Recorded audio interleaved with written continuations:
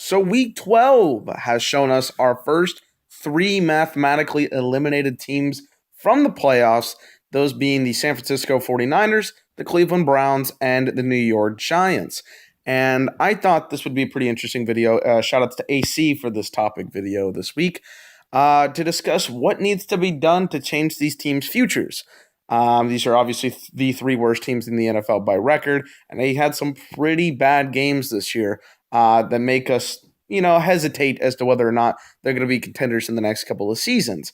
And I'm not a GM. I've never worked in the NFL.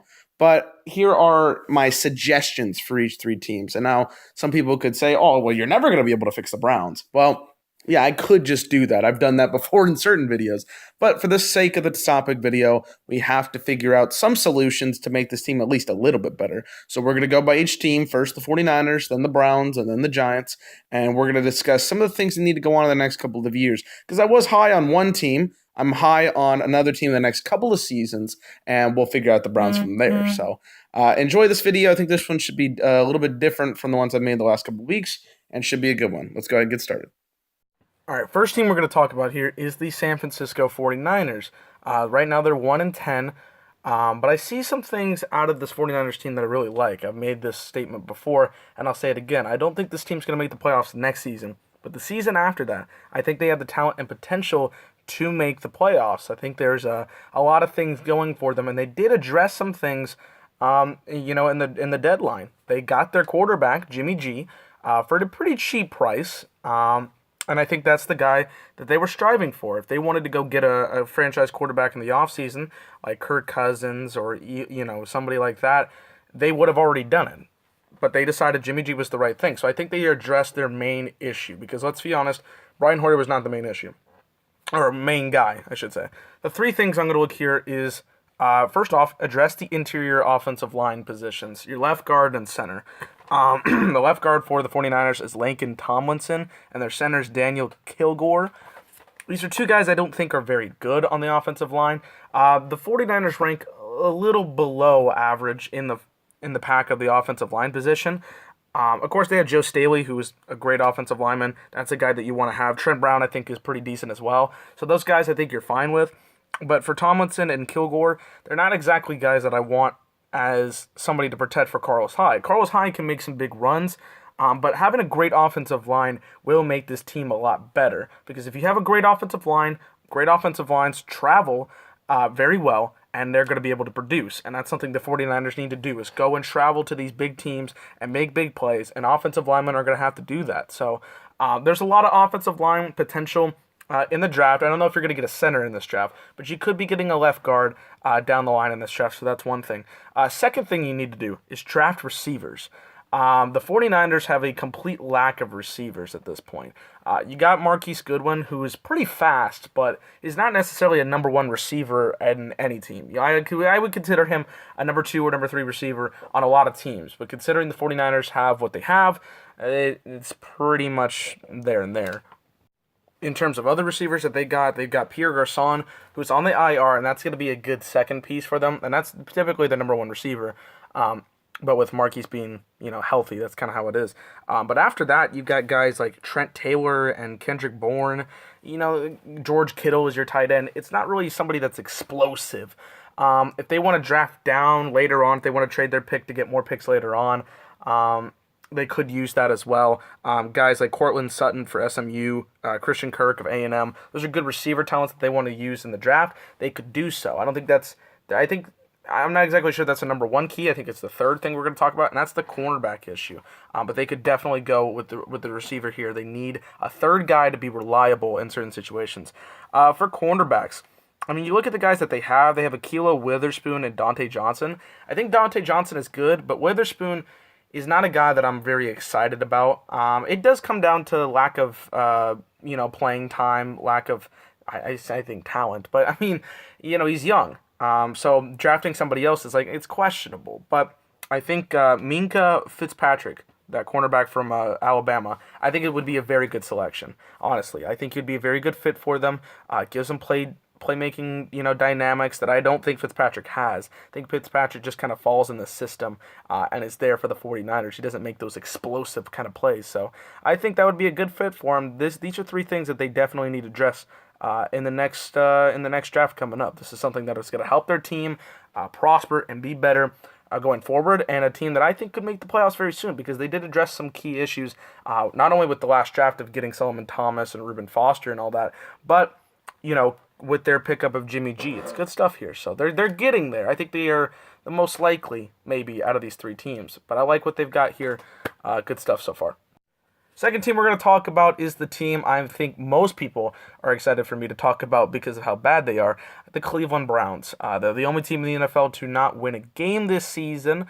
Every other team on this list has at least one win, and the Giants have 2 wins. So this is a really depressing one to see here. But the Browns, they're 0-11. They have not won a Sunday game in 2 seasons. The last quarterback to win on Sunday was Johnny Manziel. Yeah. So this team is a pretty bad example of an NFL team. And for me to be like, well, these are the things that needs to change in Cleveland is very difficult because Cleveland can't be fixed overnight. It's going to take a long, long time. But I think these 4 pieces are going to help them out get at least a little bit better because I think they had actually a pretty good draft class last season. I mean, I was very excited about the draft class with Myles Garrett, Njoku, Jabril Peppers. I really liked that class that they had there. I ranked it, I think it's the second or even first. I think they got the 49ers first. So I think this team had the second best draft class of last year. And I don't know what happened, but let's talk about the 4 things that need to happen. First off, they need to fire Hugh Jackson. I'm sorry, the guy needs to be fired. If you've won one of your 27 games as a head coach for the Browns, you need to be fired. I know it's the Browns organization. They don't have very high expectations. But if you're only going to win one game, you got to be fired. You got to be axed. It's the same thing when Marinelli was the head coach for the Lions when they had the 0-16 season. It's like, brother, you're a good guy, but we can't let that happen. So we got to fire him. Next thing I think they got to do is draft Josh Rosen. I know they got their quarterback in DeShone Kizer in the second round last year. The problem was he's not very good.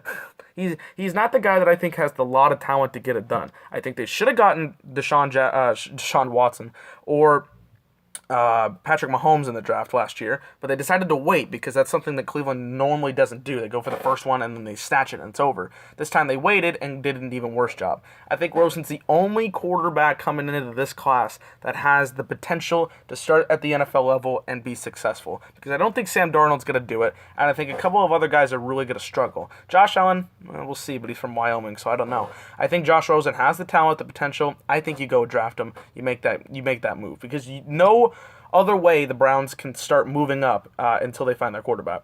Then they got to find receivers. If you look at the talent for the receiver core, Corey Coleman is their number 1 receiver guy, and Njoku is a nice threat, but there's not really much there otherwise that you're like, ugh. Like Duke Johnson's their number 1 receiver right now, and he's a running back. So, like, again, the guys that I mentioned for the 49ers, they could also draft because they have a bunch of picks this year. And finally, be more creative. I know this is a team that's struggling, and it's hard to be going outside the box. But if I'm the Browns, I want to go try to do some things different. They're last in points this year. They average, I think, 15.1 points per game.